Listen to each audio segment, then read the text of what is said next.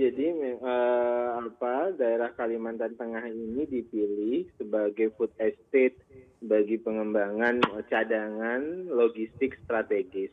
Jadi yang perlu dipahami adalah fungsi Kalimantan Tengah yang kemudian ditunjuk oleh Presiden Menteri Pertahanan sebagai leading sector itu berbeda dengan fungsi Kementerian Pertanian maupun Bulog. Jadi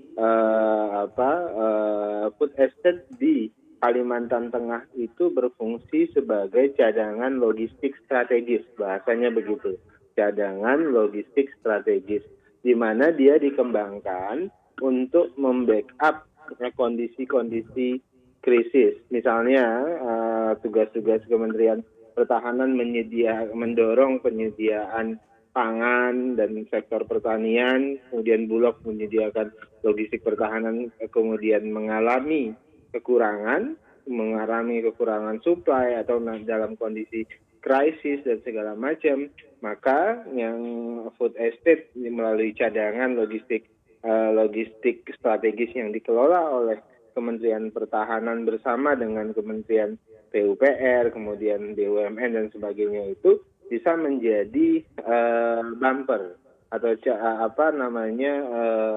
cadangan bagi kebutuhan suplai nasional. Nah, jadi konsepnya adalah kan banyak peringatan dari FAO misalnya terhadap krisis pangan, kemudian ada juga survei The Economist yang menyatakan 2030 nanti justru adalah negara seperti Afrika dan Asia tidak siap dengan cadangan pangannya. Nah, itu yang dipikirkan ini sebagai cadangan pangan logistik buat nasional. Baik, terkait dari sisi peran sendiri, ini bukan berarti menggantikan peran daripada Kementan kan Pak Daniel? Karena kita tahu Kementerian Pertahanan tentunya bergerak di bidang pertahanan. Betul, ya ini berbeda sama sekali. Jadi misalnya Presiden melihat ada potensi ancaman krisis pangan. Kalau di dalam konsepsi pertahanan ini disebut dengan ancaman nirmiliter. Salah satu ancaman nirmiliter itu adalah ancaman kekurangan pangan.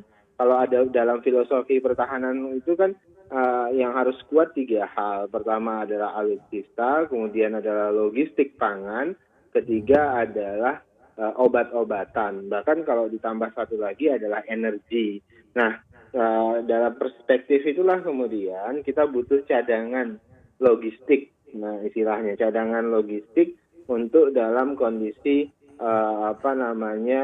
krisis misalnya seperti pandemi ini, ketika banyak petani misalnya tidak bisa bekerja dan sebagainya, atau dalam kondisi-kondisi lain. Nah, makanya sebagian pengerjaan itu mengerahkan tenaga prajurit TNI. Nah, ke depan juga apabila sudah ada rekrutmen terkait dengan Undang-Undang Nomor 23 tahun 2019 tentang komponen cadangan, juga akan melibatkan komponen cadangan untuk mengelola dan mengerjakan lumbung pangan atau cadangan logistik pangan kita di Kalimantan Tengah tersebut.